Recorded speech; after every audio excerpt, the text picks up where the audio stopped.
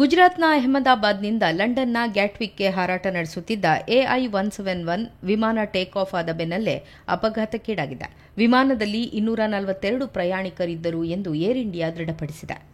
ಅಹಮದಾಬಾದ್ನಿಂದ ಮಧ್ಯಾಹ್ನ 1:38ಕ್ಕೆ ಹೊರಟ Boeing 787-8 model ವಿಮಾನದಲ್ಲಿ 242 ಪ್ರಯಾಣಿಕರಿದ್ದರು.